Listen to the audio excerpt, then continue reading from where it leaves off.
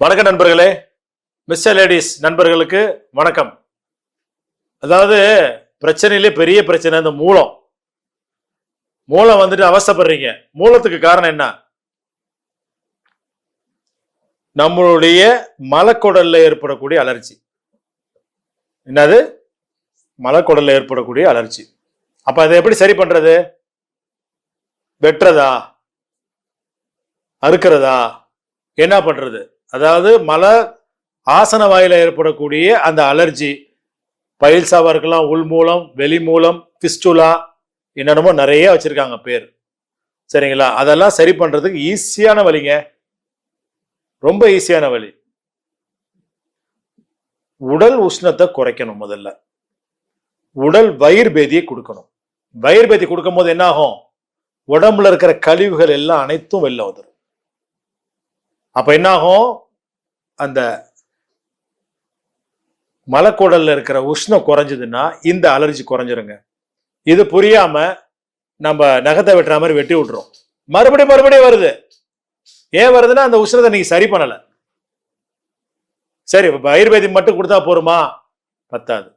ஒரு சின்ன சொல்றேன், உங்களுக்கு பயிற்சி இருக்கிறவங்களுக்கு டாய்லெட் பண்ணுறது கடுக்கும். ஒரு சின்ன ஒரு பயிற்சி சொல்லித்தரேன். இதை நீங்க செஞ்சு பாருங்க. செஞ்சு பார்த்துட்டு கமெண்ட் பண்ணுங்க, இல்லை எனக்கு ஃபோன் பண்ணி பேசுங்க. உங்களுடைய மோதிர விரல் இருக்கு இல்லையா, மோதிர விரல்ல மோதிரம் போடாதீங்க முதல்ல.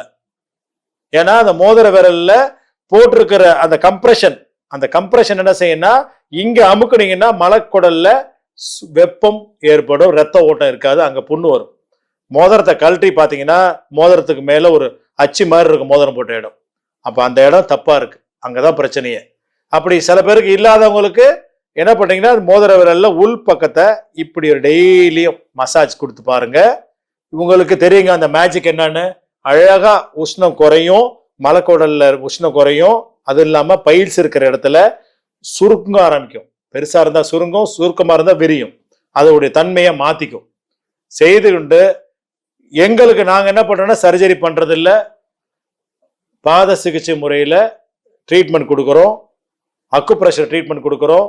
சில விதமான சித்தா ஆயுர்வேதா மருந்துகளை உட்கொள்ள சொல்றோம்.